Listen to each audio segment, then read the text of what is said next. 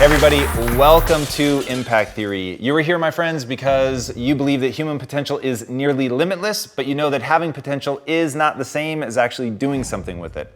So our goal with this show and company is to introduce you to the people and ideas that are going to help you actually execute on your dreams.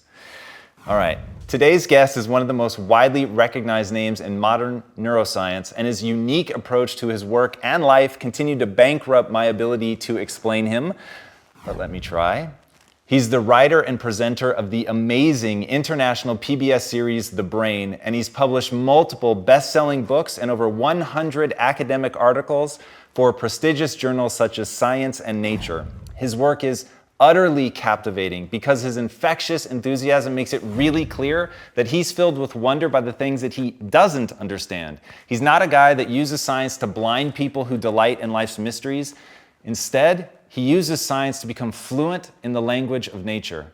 His mother said that he was a bit of a weird child, which doesn't surprise me. He wrote his first words by the age of 2, was explaining Einstein to her by the age of 12, and he used to memorize 400 item lists for kicks and then repeat them backwards to test his memory. His prodigious curiosity, ambition, and intellect have made him an adjunct professor at Stanford, helped him create next-generation companies, and have earned him numerous accolades and honors, including being made a Guggenheim Fellow, being named Vice Chair of the World Economic Forum in the area of Behavior and Neuroscience, and being invited to join the board of the Long Now Foundation. Beyond the awards, however, lies a mind that is able to synthesize the vast and uncharted dual universes of the macro and micro and distill them into something profound and accessible to the human mind. Nowhere is that more visible than in his best-selling, stunning work of literary fiction called Some, 40 Tales from the Afterlives. It's been translated into 28 languages and turned into 2 different, you guessed it, operas.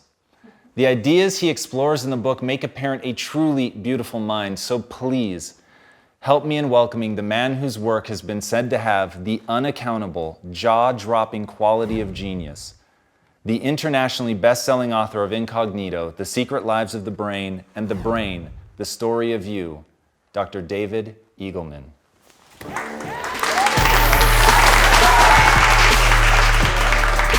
All right. Thank you for having me. Thank you for being on the show. I have been a longtime stalker, as you know, since we bumped into each other one fateful evening during the X Prize, which was awesome. And since then, I have been utterly obsessed with getting you on the show. So do you know that I have a book list of like the 25 essential books everybody has to read? I didn't know this. All right, so I do. And Incognito has been on there from day one. Literally, when it was only a 10-book list, Incognito was on that list. I think it's just super foundational to people understanding the brain. And I think we have to take the time, in fact, right to my A camera, I will tell you, I must acknowledge every time you guys have ever heard me say that the thing that makes the brain so profound is that it is encased in total darkness and yet paints this beautiful world for you. I got it from this man here, so the theft finally fully acknowledged. So thank you for that. Yeah. All right, I want to start with a question that normally I don't, but I think that this is something that people really need to understand. So for a minute, you were almost a stand-up comic, then you were briefly at Oxford, and then ultimately got into neuroscience. Why the brain? I majored in British and American literature as an undergraduate, but my last semester I took a course on neurolinguistics. And I think it's because I had taken a lot of philosophy courses, which I loved, but I understood that we really need to understand the perceptual machinery by which we're viewing the world to answer a lot of these questions. And in fact, a lot of these questions would sort of go away or change character if we understood how we were actually constructing reality. So that's what got me interested in the brain. And what began that fascination? And I asked that with the context of having read Some. So, and until I read Some, I don't think I understood you, or at least I understand you in a completely different way after reading it. It was really surprising. Briefly, just what was Some, what sparked it, and wasn't it the first book that you wrote? Yeah, Some was the first book I wrote. It's a book of literary fiction. It's 40 short stories, all of which are mutually exclusive.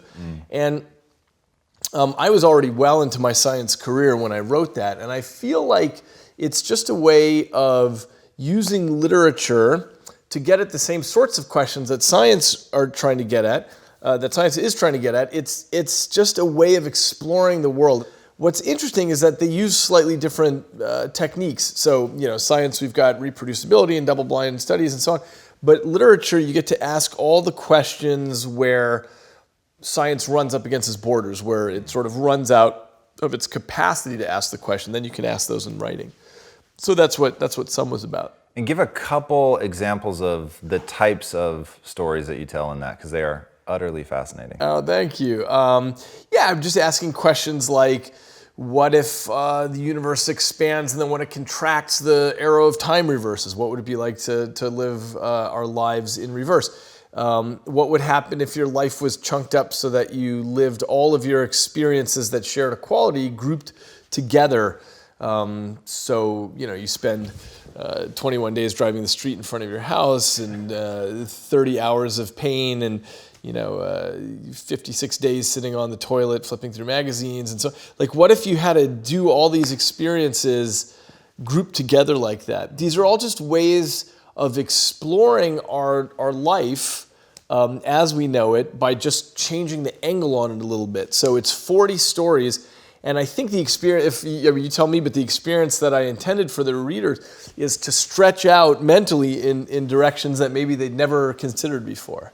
It's interesting. I did get some of that, but the real juice for that book for me was by taking an oblique angle or maybe even an absurd angle on my life, in that comparison, it revealed absurdities that I'm living with today. And the one that you were just talking about where you say, okay, what if you lived your life in, this sequential order? That was the one I think that and it's like, if not the first story, it's one of the first stories. And it cuts right to the heart of how much time am I doing driving, sitting in traffic, waiting in a grocery store. I mean, and I don't know how long you labored over which ones you featured and how many minutes you assigned to each one, but it really felt like a commentary. It certainly became my own commentary on my own life to think about how much time I spend, so I have this real aversion to email. And the reason I have the aversion is because of that flash insight like that about how much time you spend doing things like this. Yeah.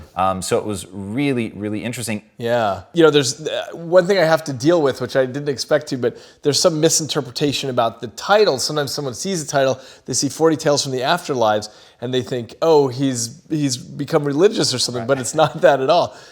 What they are in some sense deconstructions of religious myths, and to me this seems like one of the most powerful ideas or stories to tell is about what it would be like to have created the earth and the places where it's gone that you don't have any control over anymore. So that's I guess that's one of the themes I was obsessed with without even realizing that. Yeah.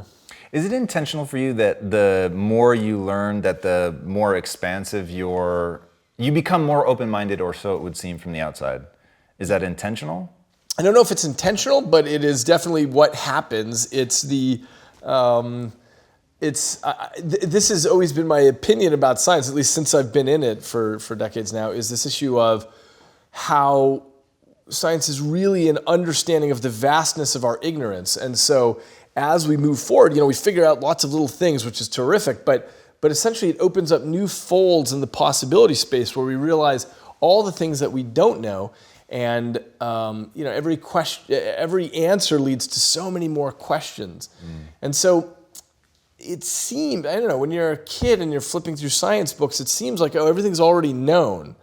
But when you're in it as a career, it has the opposite feel, like, geez, it's all uncharted waters out here.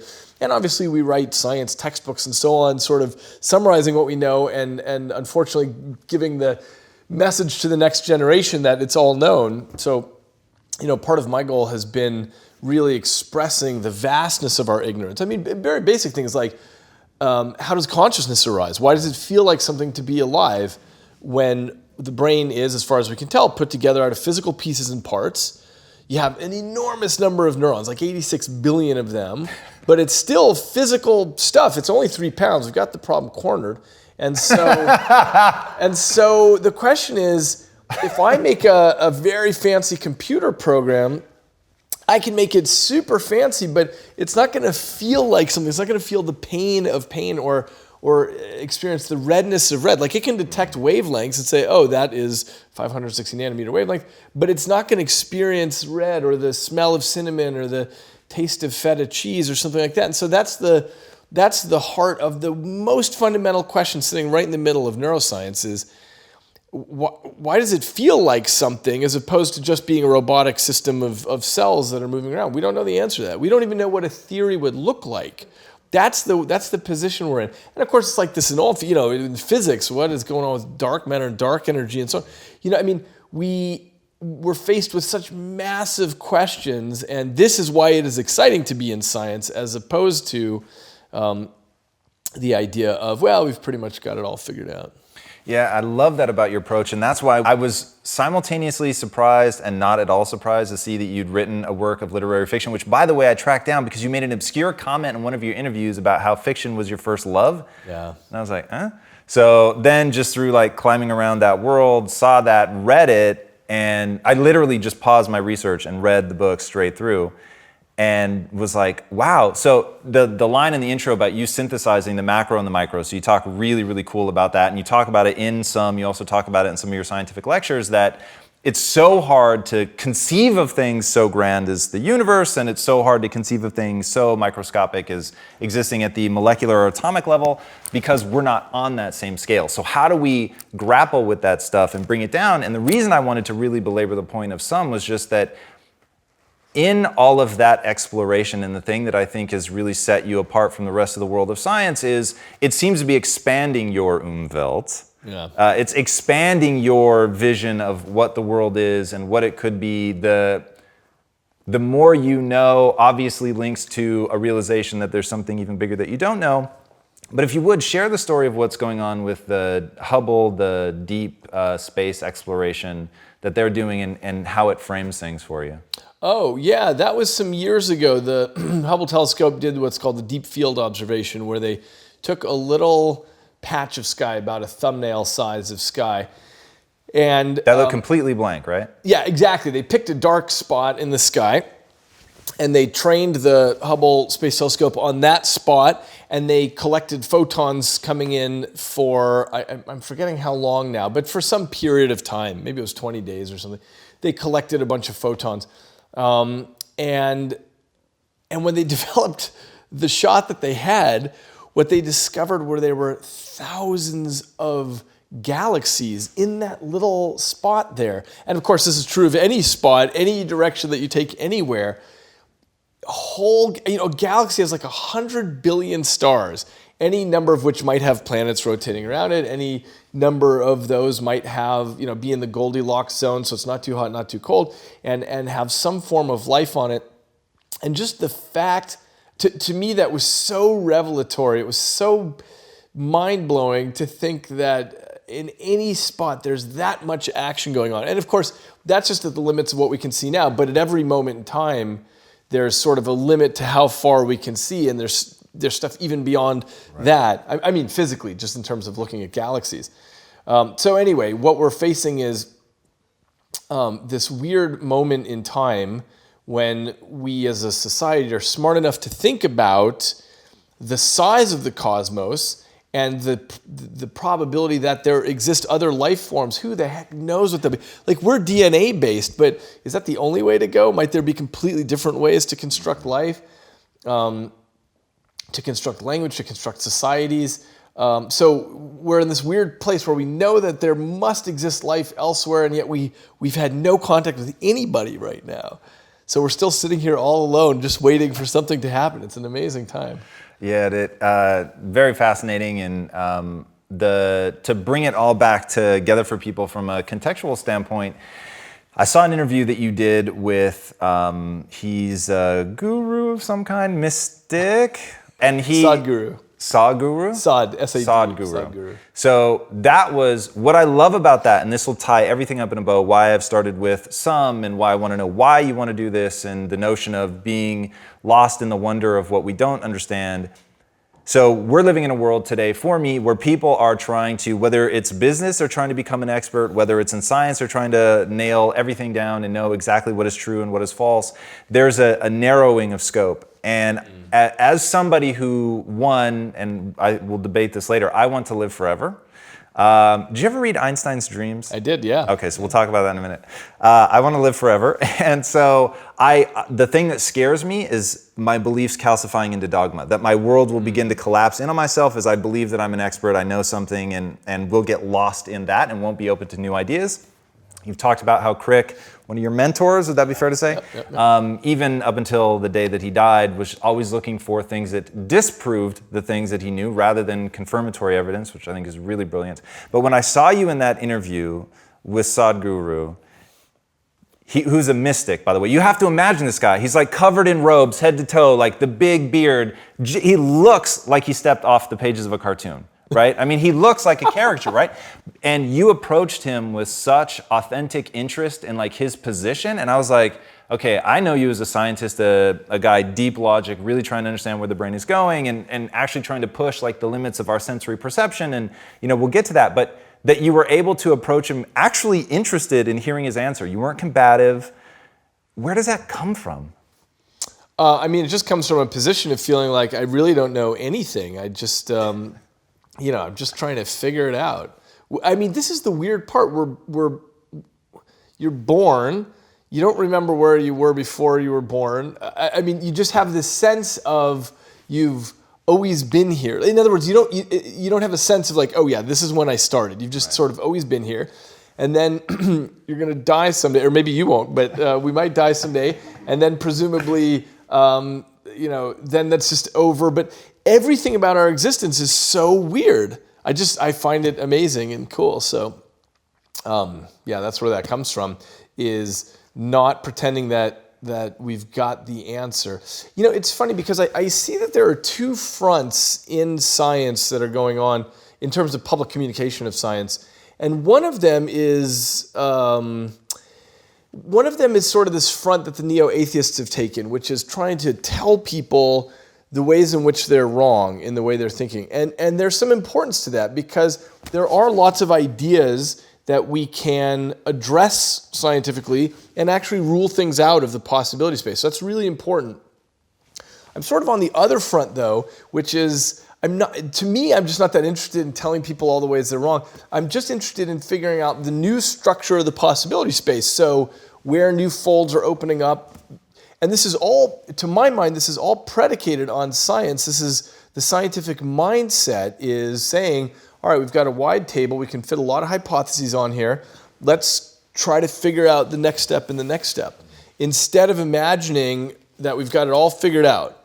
So that's the part that attracts me, the gravitational pull for me of doing science. Yeah, and so my last thing on sort of the wonderment of all this, and then we'll move on to the highly tactical, but to me, the thing that draws me to science, the thing that makes me so fascinated with the brain, the thing that compels me to pursue success more doggedly than the next person is this sense of it all being a spiritual pursuit, that I want to see how far I can push it. I want to see how far I can take the limits of being a human and where are the edges and how far can we push that out. And, when you get recursive enough, like, the alternate version of this interview, which is me being like a 2-year-old and asking you why, until you either have a meltdown and walk off, or like we get to some sort of basic fundamental truth. But I think the reality, and for me, that is the why the humanities and the science, right? Which you have both in spades. But I'd be asking you only to get to a confirmatory answer that I already believe, which is it's just beautiful. Like it's just interesting, right? Yeah. And I don't have anything more than that, but it makes me feel alive, right? And so I think that's where, and like I said, I promise we will go into the tactical, but that's where this all gets interesting for me, and that's where I hope people pick up a study of you, that's where I hope people pick up a study of the brain, is the wonderment and all the things that we don't know, and to be so thrilled with the things that we do, and then what that means and how we can push it. So as an example of that, tell us what you're doing with neosensory, like what that is, how it was born, where it goes, and what we can do. Yeah, so I've been interested for a while in this issue of how the brain gets its information. So as you flagged at the beginning there, the brain is locked in silence and darkness in the skull, and yet you have this experience of all the colors and the sounds and the touch and the touch from your toe and all the stuff, the smells, the taste. And that's very weird because all this is happening inside, and yet I think I'm seeing you over there, even though in fact I'm seeing you in here and so on. You just freaked me out with that. Yeah, I've never quite made that leap. Yeah, okay. Yeah, it's totally freaky. The whole thing is... Now it's like really fucking with me. Yeah, okay. Yeah, I know, but this is exactly it. This is exactly the thing about the study of neuroscience, is that the more you start reaching your arms down into it, just the weirder and weirder the whole thing is. And this is our existence, so somehow this is the thing to figure out.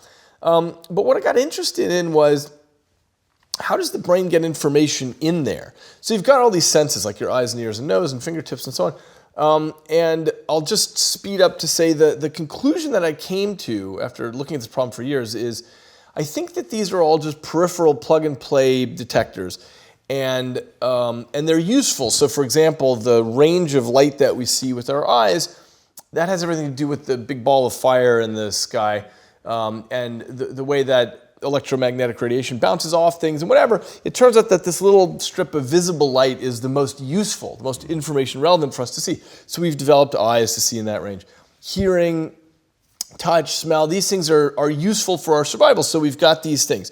The theory that I developed around this I call the pH theory, which stands for potato head, and the idea is that you just plug in these detectors and you're good to go, and that Mother Nature developed the principles of brain operation, which took a long time, and once she's done the hard work of that, then she can plug in any kind of potato head thing, and it doesn't matter. And when I look across the animal kingdom, I never cease to be amazed at the variety of things that are plugged into different animals that pick up on very different information than we do. So, give a couple examples.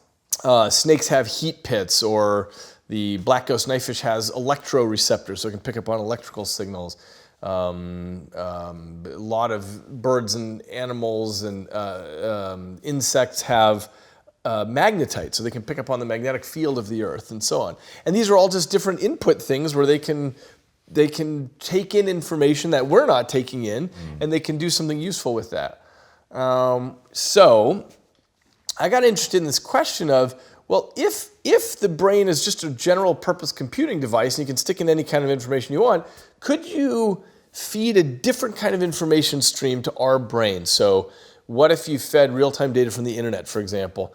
Could it develop a perception about that? So one way to stick new information into the brain is to do, a neurosurgery and stick electrodes in, but that's a really lousy way to do it. That'll never catch on. And so what I did is I ended up building a vest that's covered with vibratory motors. And so imagine that you're wearing this vest underneath your clothing, so no one even knows you're wearing it, but it's got all these motors on it. And I can turn any kind of data stream into patterns of vibration on the torso. And then the question is, can the brain come to understand those patterns of vibration and have a new kind of what philosophers call a qualia, which is that the feeling of seeing or hearing or touch or whatever? Can you develop a new kind of perception of the world? So I'll give you one example of where we've already done this. So we've done this with deaf people. We put the vest on them, we train them up with these little games on the phone, and they can come to understand the world through these patterns of vibration on their torso. It's actually doing exactly what your inner ear is doing, which is busting sound up into frequencies and sending that to the brain. We're just doing that through the torso. And it works, and people can come to understand that. And that sounds completely wacky, but it's no more wacky than like a blind person reading Braille. It's the same sort of idea, which is to say you can get information in the brain any way that you can get it in there. And what kind of vocabulary do they have? Like how big? Infinite. In the sense that what I'm doing, because I'm capturing the frequencies and putting that on the torso, they hear everything. They hear the car, they hear the door slamming, they hear the coffee pot brewing, as well as language, as well as multiple conversations. So they're hearing everything exactly as you do with your ear. Even though we feel like sound just somehow pipes right into our heads, in fact, all our ear is doing is taking in a sound wave, breaking it up into its different frequencies, and then sending that via different lines to the brain, to the sort of central operating mission control center. So that's all I'm doing here. I'm just breaking things up into different frequencies, and that goes to the spinal cord and up to the brain. It's exactly the same thing. How normal is their ability to conversate through the device? So totally normal, but let me say we're constantly changing up algorithms, trying new things. So we're still in the middle of lots of studies on that. But the way that it works, let me just tell you, the way it works is the phone presents a word to the vest. So you feel bzzz, and then you have two words that are shown. Was it, knee or shop? And then you have to figure, and you make a guess, and you're right or you're wrong. This is for a deaf person to train up. So then they get the next word, bzzz, and they have to guess, was it this word or that word? And so they keep guessing, and so they're starting off at chance performance at 50%. But what happens over the course of days is that they get better and better and better. And it's all unconscious learning because the patterns are too fast to sort of say, oh, I know exactly what's going on here. The signature of conscious learning is where you have a eureka moment, but that never happens. They just get better and better and better. And also, they can watch your lips while they're feeling that, and also they can vocalize. So they say something, and they feel it, which is, by the way, how a baby trains up with babbling. You're doing motor output, and you're hearing it, and that feedback loop we're just replacing with this feedback loop. So. So people can learn everything. They can learn what this sounds like, and the glass, and the whatever. And what's their subjective opinion on it? Do they love it? Is this like, oh my God, it's like a cacophony of madness? Like, where do they fall on that spectrum? Oh, yeah, no, they come to understand what's being said in the world. So they love it. The interesting thing that I've learned, by the way, is that the deaf community, which is 53 million, there's a fraction of the deaf community that does not want a solution. And so they hate it. But for the people who are deaf and want a solution, this is to them something that is a completely new dimension because it's a wearable. So they don't. So a cochlear implant, which is the only other solution, you have to get an invasive surgery for, and it costs about $100,000. This we can make for $1,000, and it's just a wearable that you put on. So people really appreciate the solution, and what I love about this is that I can spread it around the world very easily at that price point. Most inventions reach the wealthy people first and then have to trickle down over a long course of time, but this is something that can go all over the world. Wow. And so what's the timeline on that? Like when will we start seeing it? We're about 7 months from rolling off the assembly line. Wow. So I didn't actually realize what an enormous process it is to build something, start a company and get the thing to the point where it's a product, but that's, we're making great progress. That is a huge undertaking. And you've done another company, Brain Check. Yeah. What are you guys looking for? So, I know what you're looking for, early signs of, say, dementia or damage or whatever, but what do you do when you find it? So with Brain Check in particular, so it's tablet.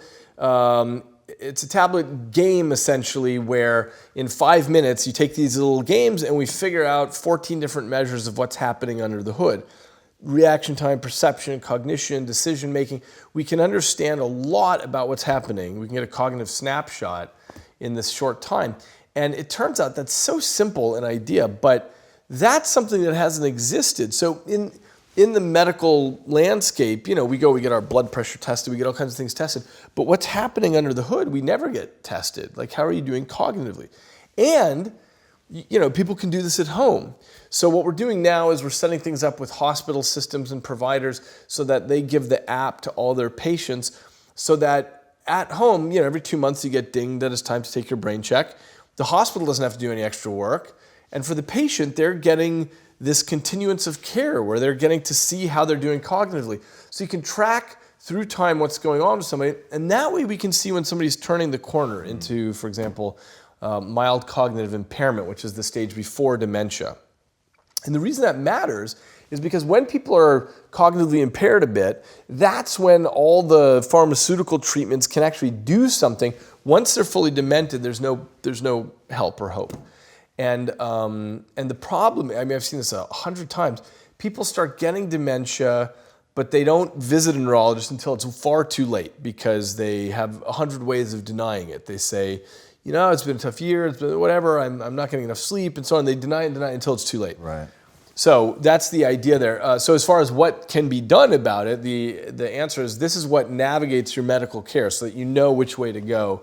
You know whether something is wrong or not cognitively.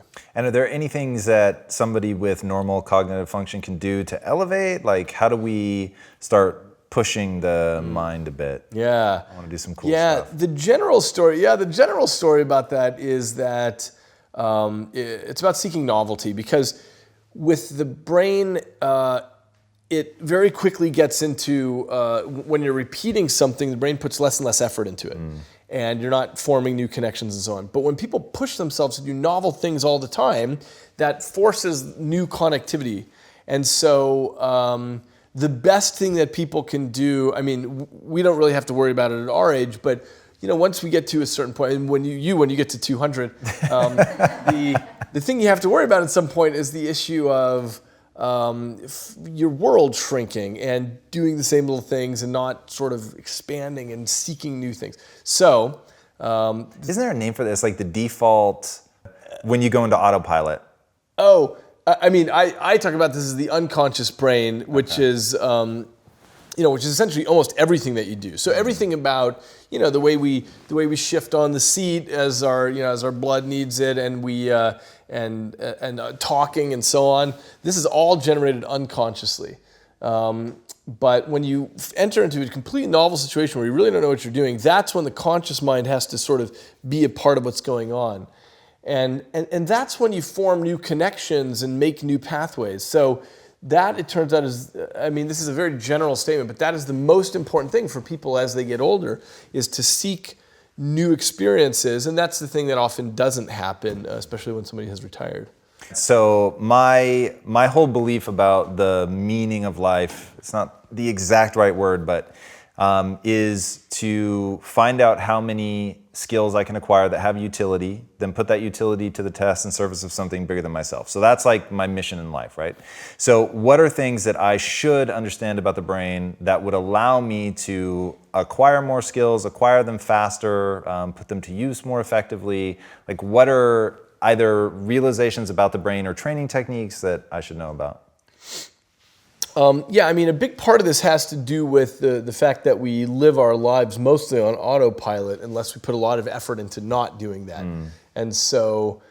So just by getting off autopilot, but wouldn't that, so that's ultimately just sort of making new connections. So examples that you give oftentimes: drive home a new way, brush your teeth with your left hand. Yep. And I certainly do feel the impact of that. Like from a stave off neurodegenerative decline, that seems to make a lot of sense. And you've talked about the nuns who donated their brains to science. Why, I don't know, but that's incredible. And all of them, right, had like early stage dementia, but they showed no signs. Not all of them, but a much bigger percentage than anyone thought. About a third of them. Wow. Had Alzheimer's, but it wasn't clear when they were alive because they were so cognitively active, because they were doing stuff. First of all, they were embedded in a social network because they were living in the convents.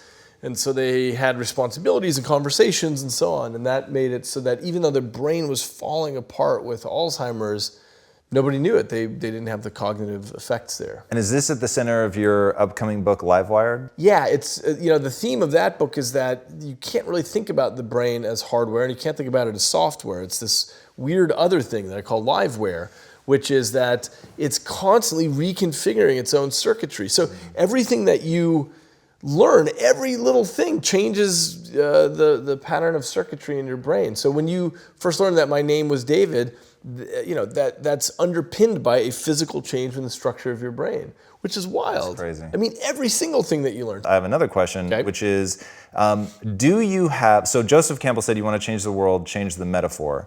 And I've long had a suspicion that the metaphor of the computer as like metaphor for the mind is missing something. Maybe it's just this notion of it being alive and it can change itself. But do you have a metaphor that you use to explain the brain to people? Essentially, that's what my book Livewired is about, is trying to understand how we can rethink about the metaphor of the brain. Because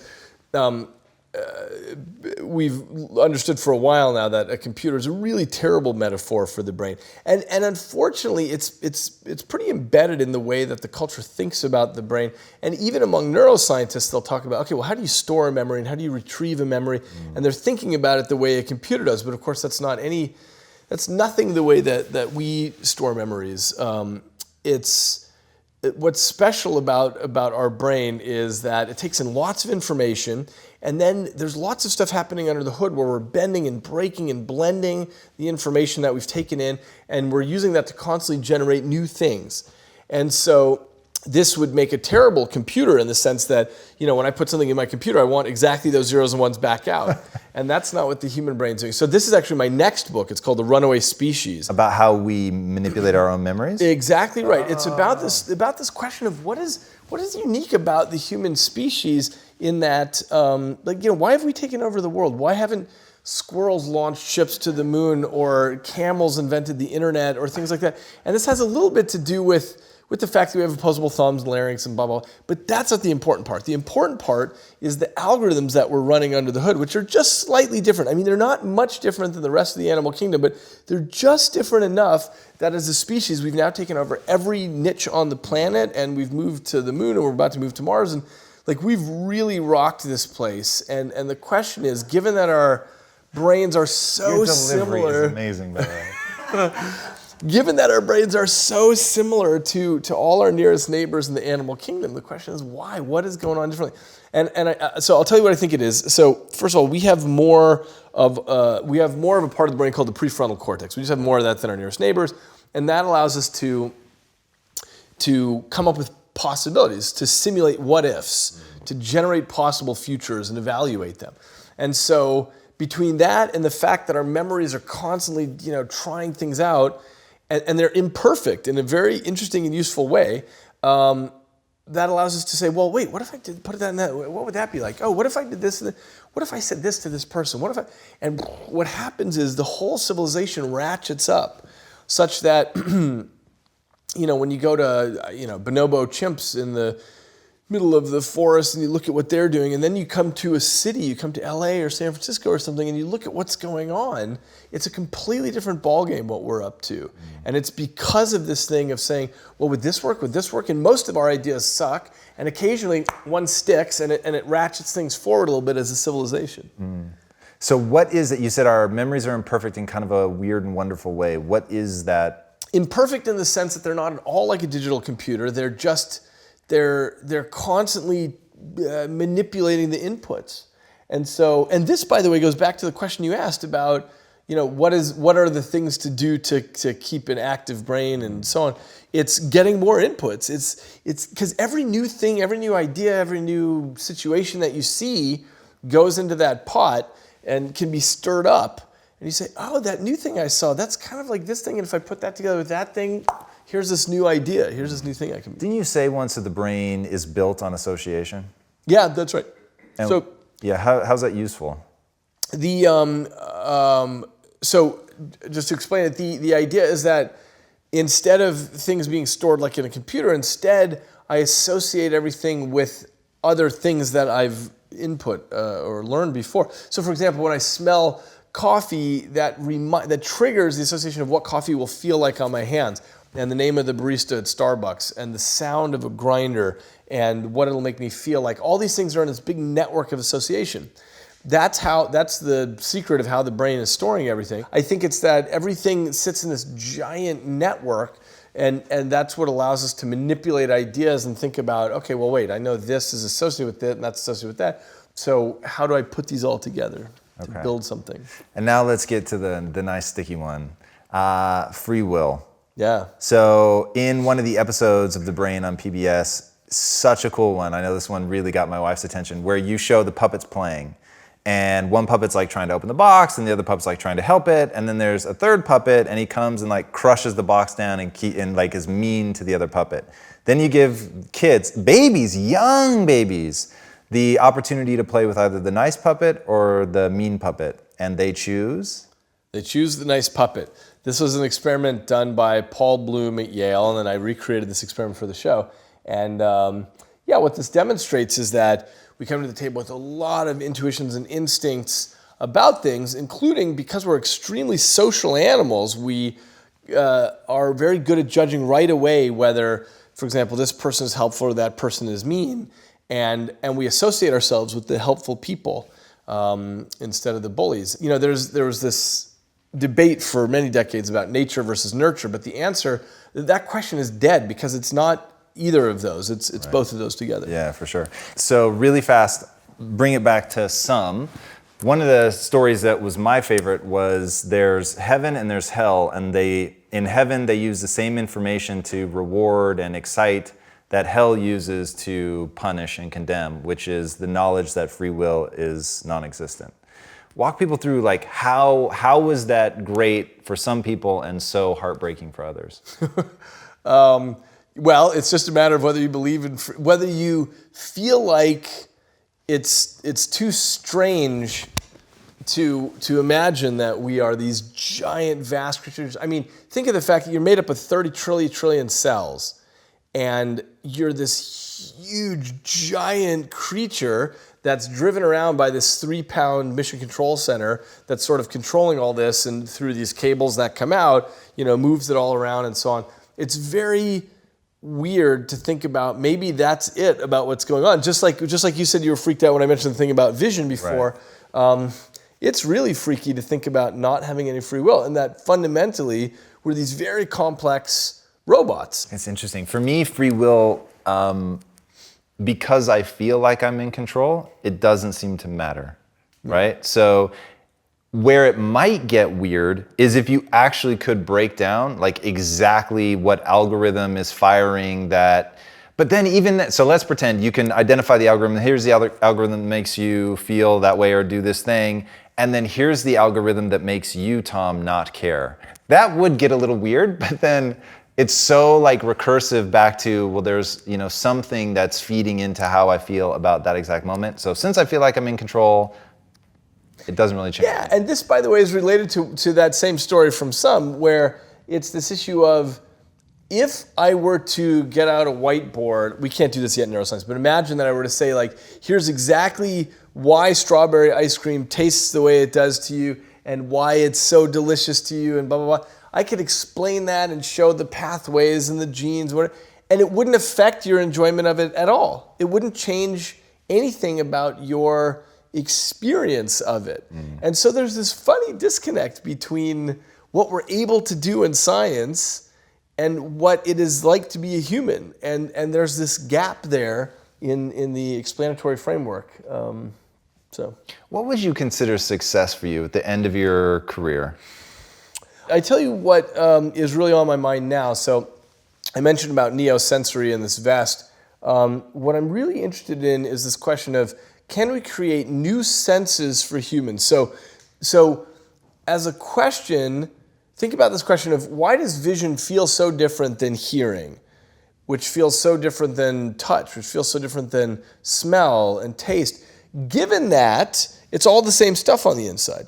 If I were to stick an electrode into your brain somewhere and listen to a neuron going pop, pop, pop, pop, pop, pop, pop, I wouldn't be able to tell you whether it's a visual neuron or an auditory neuron or a somatosensory neuron. Like, it's all the same stuff going on in there. So the question is, how the heck does your qualia of vision feel such that you would never confuse it with a sound? If I did a sound, you wouldn't think, oh yeah, that looks like something.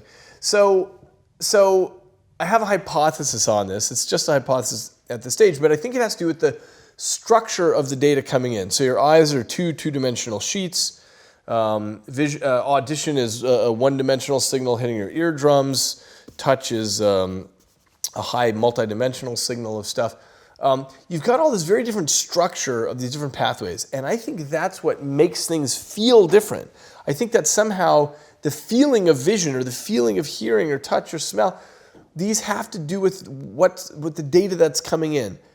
So, if I now feed something completely different in through the vest, the question is, are you going to have a completely new experience? It's not vision, it's not touch, it's not hearing, it's not smell. It's this other thing that's like that, but you can't put it in those other terms.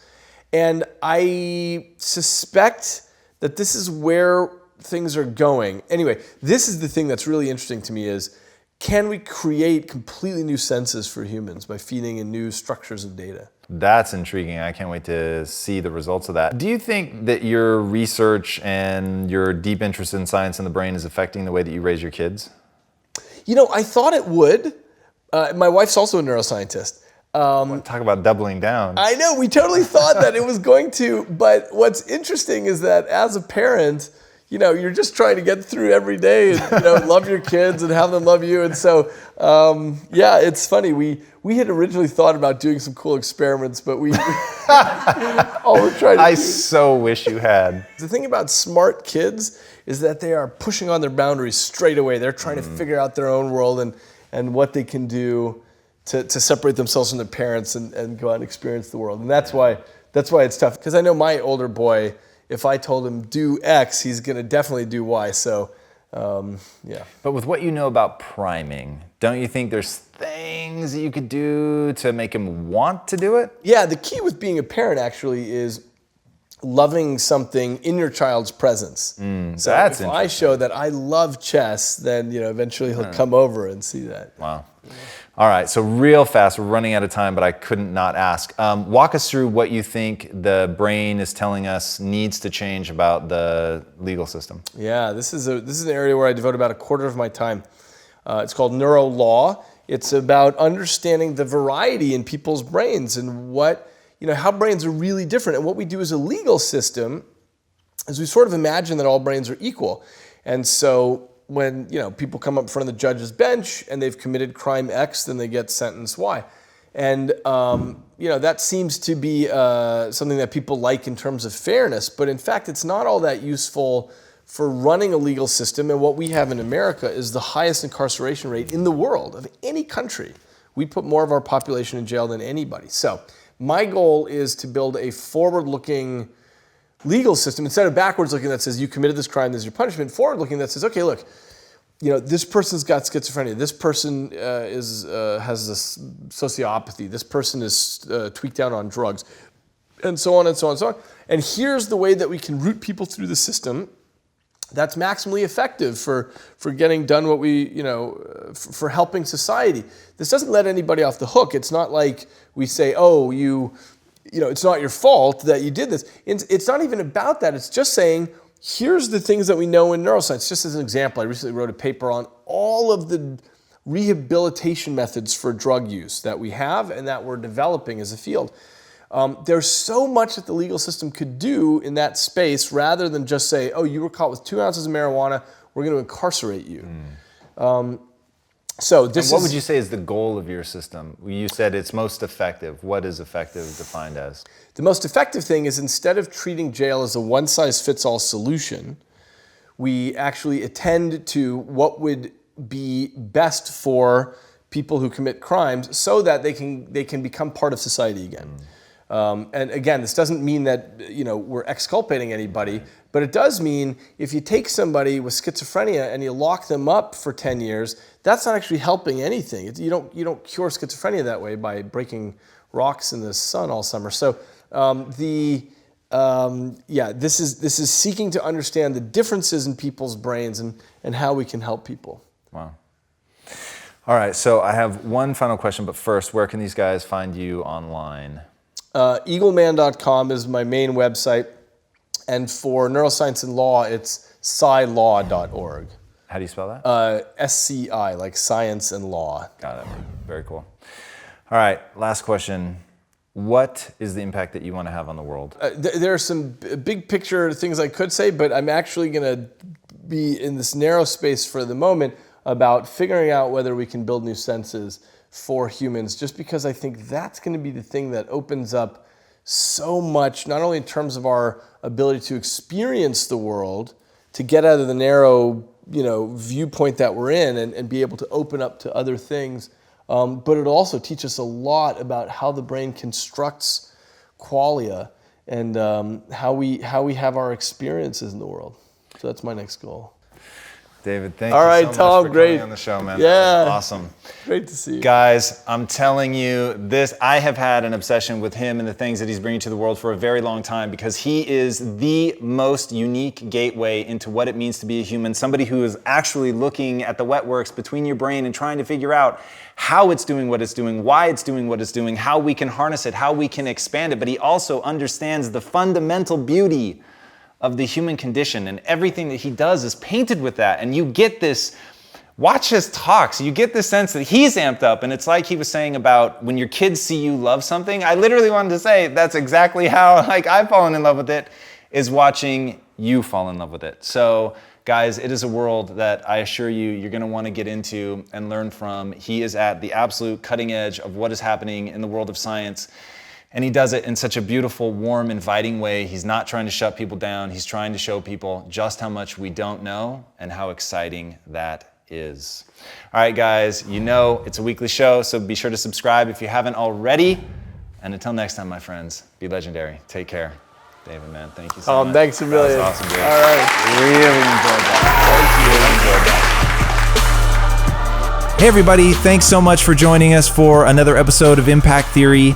If this content is adding value to your life, our one ask is that you go to iTunes and Stitcher and rate and review. Not only does that help us build this community, which at the end of the day is all we care about, but it also helps us get even more amazing guests on here to share their knowledge with all of us. Thank you guys so much for being a part of this community. And until next time, be legendary, my friends.